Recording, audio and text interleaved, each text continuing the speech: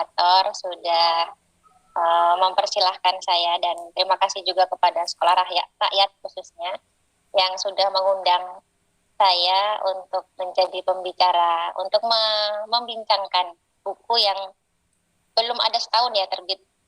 2020 kemarin terbit dan proses penerbitannya baru 2021 Januari 2021 baru selesai penerbitannya, dan alhamdulillah sudah bisa didistribusikan kepada teman-teman di sana.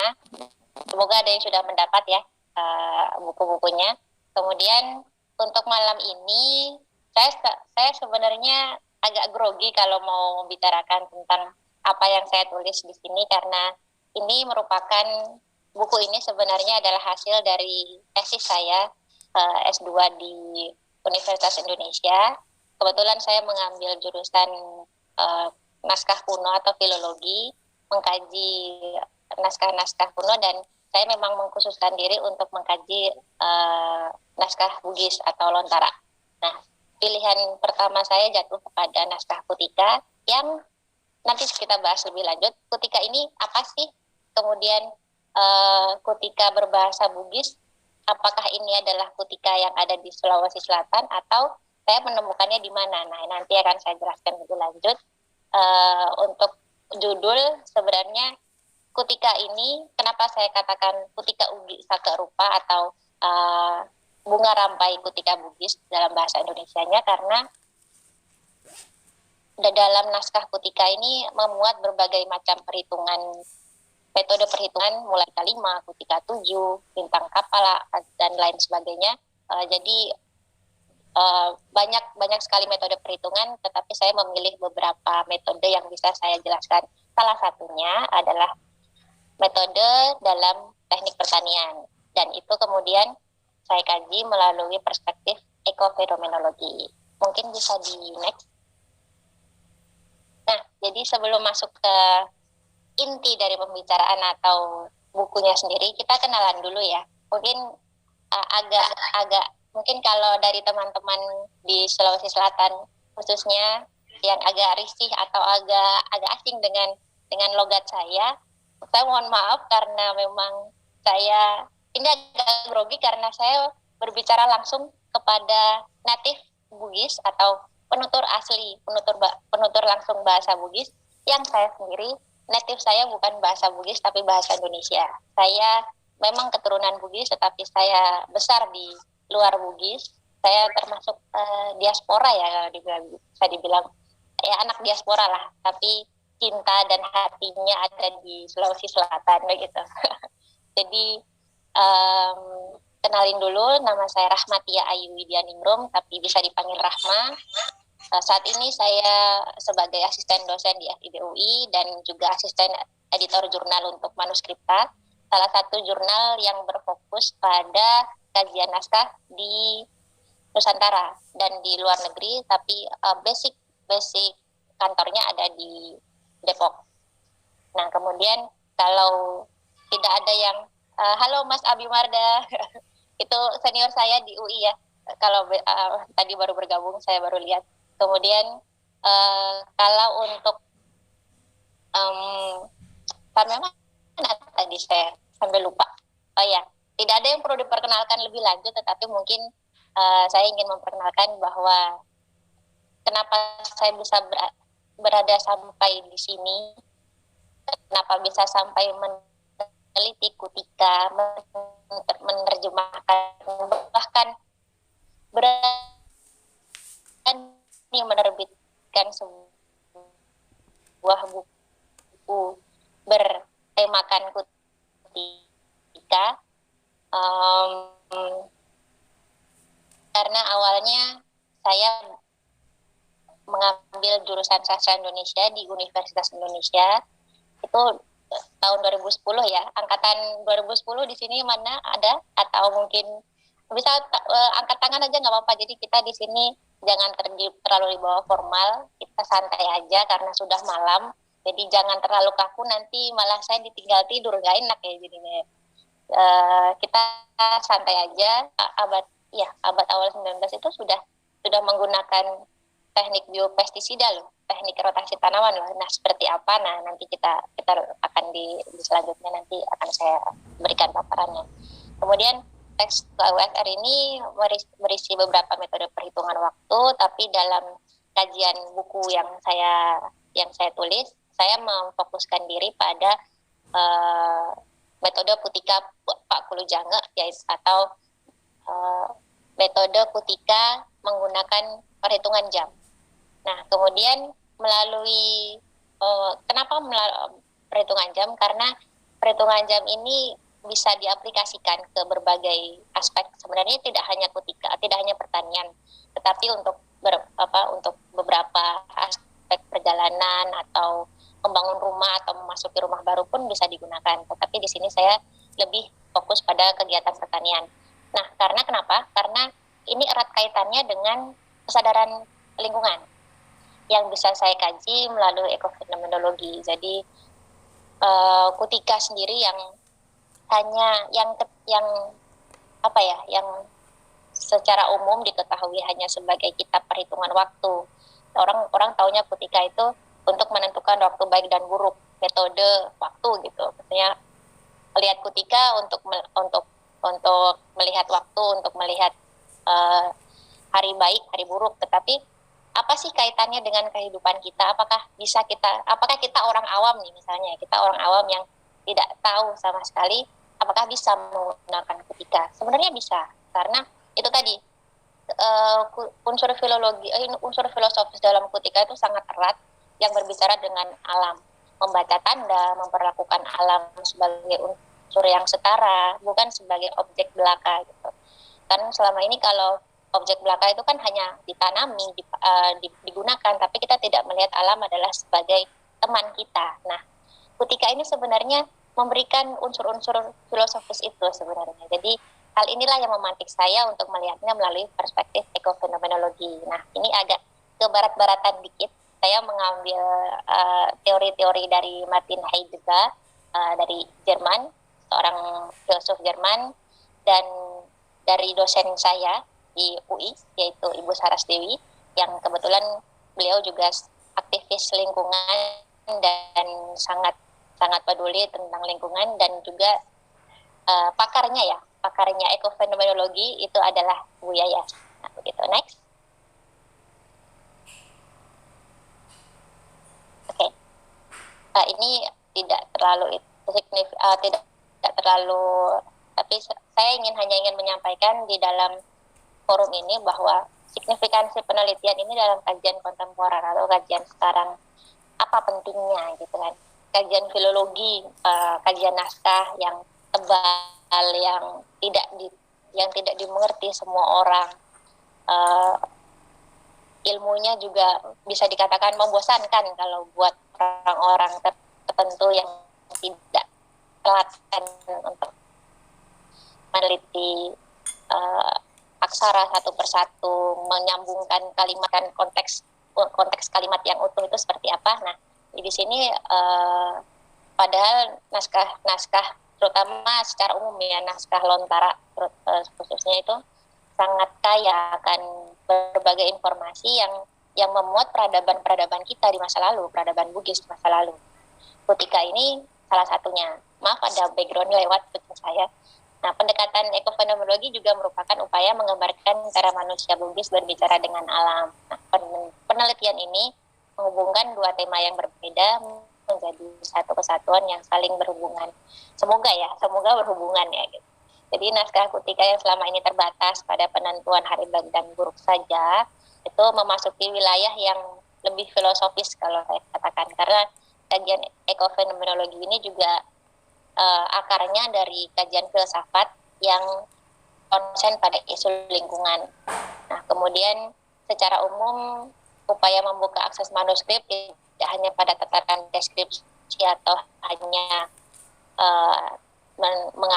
mentranskripsi tentang maksudnya naskah ini apa. Nah, inilah salah satu tugas para filolog atau para penerjemah naskah-naskah kuno, bahwa kita tidak hanya menerjemahkan sebuah naskah, tetapi juga kita memberikan signifikansi pada ilmu pengetahuan bahwa naskah-naskah ini bisa menjadi bisa menjadi solusi, salah satu solusi yang bisa diaplikasikan untuk memecahkan masalah sekarang. Nah, saat ini yang saya bahas adalah khususnya di bidang pertanian gitu. Oke, lanjut.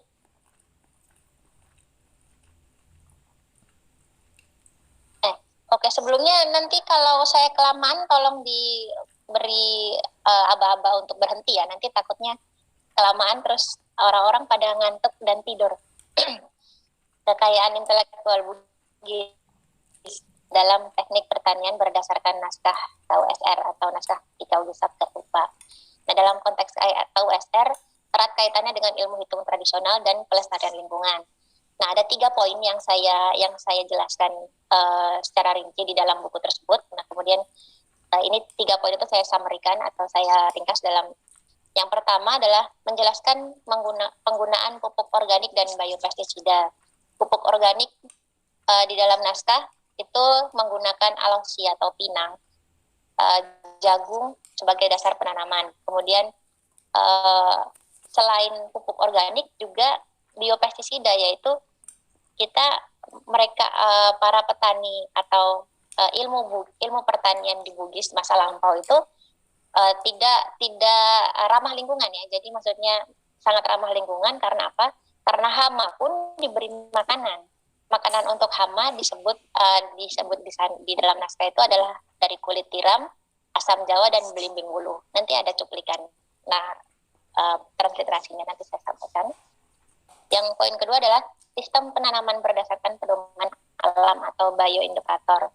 Nah, bioindikator ini maksudnya adalah melihat tanda-tanda alam atau melihat waktu terbaik yang dapat digunakan untuk menanam. Misalnya dalam naskah tersebut disebutkan pada hari Rabu sore, karena merupakan hari penggemburan tanah untuk persiapan benih dan dibiarkan semalaman baru ditanam besok paginya. Kemudian orang Bugis yang percaya bahwa alam memiliki jiwa dan harus dihormati. Terus disebutkan dalam naskah ada sebuah nama tanah. Tanah pun mempunyai nama, disebut Matalunru. Sebutan untuk tanah yang bisa disapa atau disalami terlebih dahulu sebelum memulai ritual tanaman atau menggali tanah untuk menanam. Nah, mungkin bisa di next saya tunjukkan kutipan naskah dari ketiga poin ini. Nah, yang pertama bisa dilihat, kalau mau bisa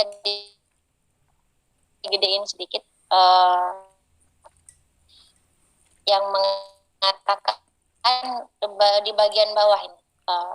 Nah, ini mohon maaf ya kalau saya ngomongnya agak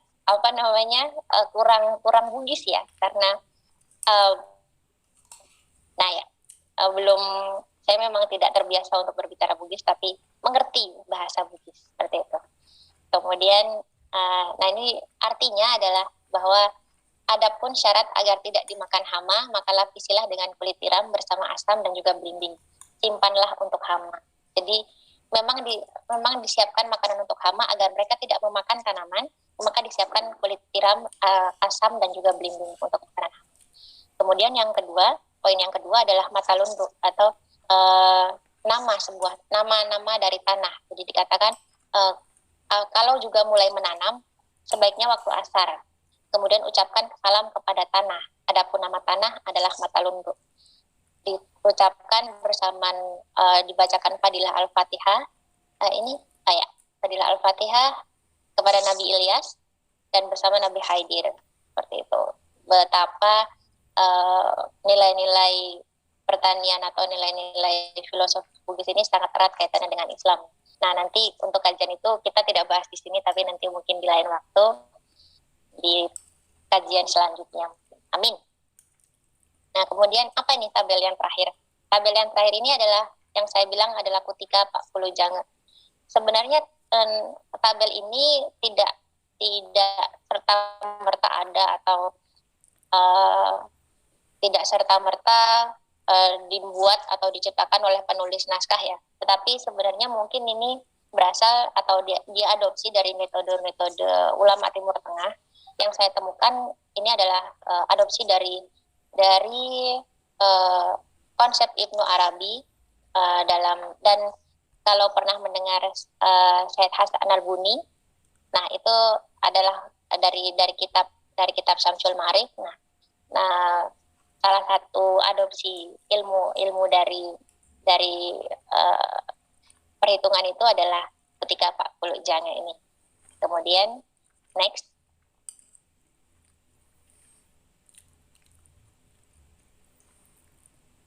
Bisa di next. Nah, oke. Okay. Nah, terus belum. Ekofenomenologi dalam teknik pertanian Bugis. Jadi, apa hubungannya teknik-teknik tadi, maksudnya penjelasan tadi dengan wawasan lingkungan atau kesadaran lingkungan dan manusia Bugis dalam teknik pertanian. Jadi kalimat Taruna Beruang atau artinya selamatkan hama menunjukkan bahwa dalam teknik budidaya tersebut hama tidak dibunuh tapi diberi makan terlebih dahulu. Jadi orang Bugis menganggap bahwa hama bukanlah musuh tetapi teman yang harus diperlakukan dengan baik. Kemudian mata lunru atau sebutan untuk tanah adalah berkaitan dengan keberadaan Rijalul Gaib. Nah, apa itu Rijalul Gaib? Rijalul Gaib sebenarnya adalah konsep yang juga disebutkan oleh Ibnu Arabi, nanti ada di next slide selanjutnya. Dan ini kemudian bisa dikaitkan dengan konsep Heidegger. Nah, mungkin next. Nah, ini kalau bisa dibaca kekecilan ya, kebanyakan ya. Jadi keberadaan Rijal Gaib ini dalam teks KUSR sejalan dengan penjelasan Ibnu Al-Arabi dalam kitabnya Futuhat Al-Makkiyah tentang Al-Abdal atau pengganti. Jadi singkatnya Rijal Al-Gaib adalah orang-orang pilihan yang dipilih kemudian mereka ini tidak terlihat atau sebenarnya gaib. Makanya disebut Rijal Al-Gaib atau orang-orang gaib. Nah, kemudian Rijal Al-Gaib ini dalam konsep pemikiran Bugis bisa dikategorikan sebagai konsep dunia transenden dalam renungan Heidegger tadi, yang bisa dikaitkan dengan itu. Melalui Rijal Al-Gaib ini Heidegger ingin menunjukkan bahwa segala benda dunia memiliki tempatnya sendiri,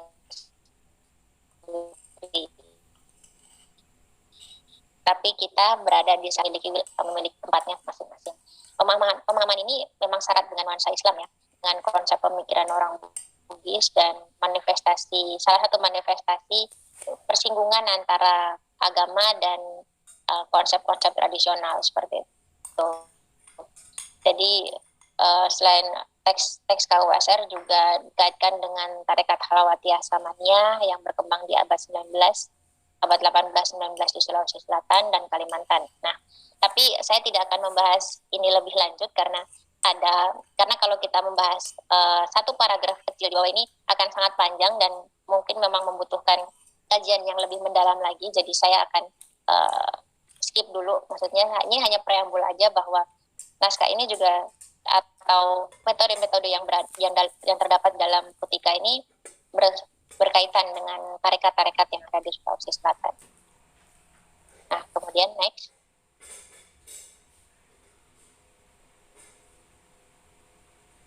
Jadi hasil penelitian dalam buku ini menunjukkan pentingnya peran teks KUSR atau naskah kuno dalam mendeskripsikan teknik pertanian serta pemahaman lokal yang dapat diterapkan dalam tatanan kehidupan yang lebih luas.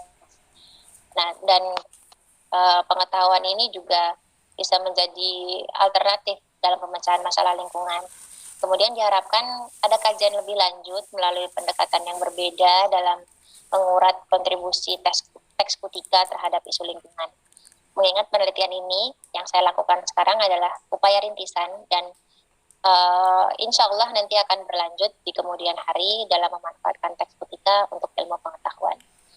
Mungkin kita sampai di penghujung slide ya. Iya. Salam maki kepada salam. Assalamualaikum warahmatullahi wabarakatuh. Ya, terima kasih banyak Kak atas pemaparannya. Itulah tadi pemaparan dari Kakanda.